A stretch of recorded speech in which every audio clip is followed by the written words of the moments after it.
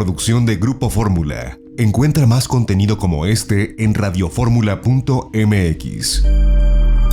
Sí, Pepe, tienes razón. Yo creo que independientemente de que hay temas de gran relevancia, la designación de los nuevos consejeros en el INE, la situación de la inseguridad, etcétera, yo creo que el tema de los impactos brutales de la pandemia en nuestro país reaparece y con toda razón. Y yo creo que el gobierno quisiera que la evaluación de su desempeño ante la pandemia se centrara en el hecho de que hasta ahora el sistema hospitalario no ha sido rebasado. Pero me parece que es totalmente insuficiente ese criterio de evaluación. Yo creo que es importante incluir otras variables. Menciono algunas de ellas. Una, la pedagogía del poder. En las primeras semanas de la pandemia, como todos recordamos, el presidente llamaba a la gente a desestimar la amenaza, nos invitaba a salir a comer a los restaurantes, nos llamaba a abrazarnos, y esos mensajes generaron un retraso en la estrategia de contención epidemiológica, por no hablar de un presidente que pone el mal ejemplo, que se resiste al confinamiento y al uso de cubrebocas. Otra variable clave, en mi opinión, es este dato del número de infectados o de muertos, pues que ya rebasa los 40,000, y si bien las camas han sido suficientes hasta ahora, es muy probable que esto tenga que ver también con el hecho de que muchos de los muertos fallecieron en sus casas o no alcanzaron a llegar al hospital.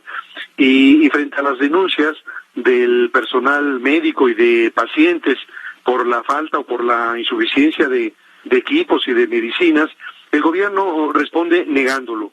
Pero yo creo que a esta negativa la contradice el número de médicos, de enfermeros y de personal de hospitales que ha fallecido por el COVID-19 y que es superior al de otras naciones.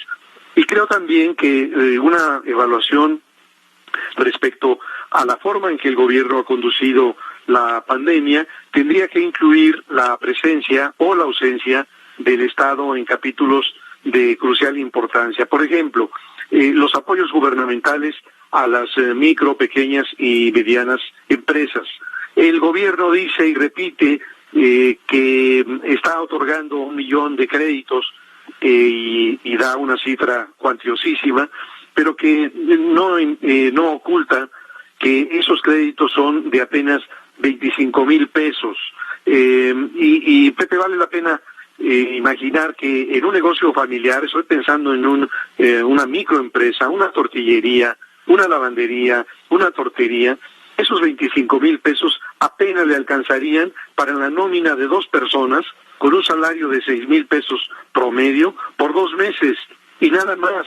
No tendría ningún apoyo para el pago de la renta, de las luz, de otros servicios, de impuestos, de tal forma que si esto ocurre en el nivel de la microempresa, pues ni hablar de que esos 25,000 pesos serían risibles para las pequeñas y las medianas empresas que están teniendo pérdidas verdaderamente devastadoras.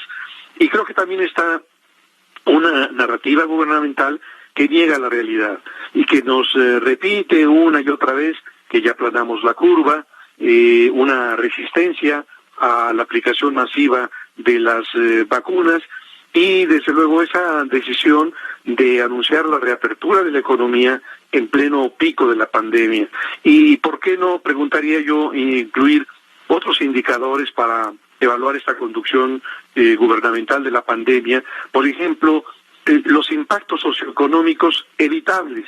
Es decir, estamos hablando de que alrededor de 10 millones de mexicanos que formaban parte de las clases medias hoy están engrosando las clases pobres porque su ingreso no les alcanza para adquirir la canasta alimentaria ni los bienes y los servicios básicos.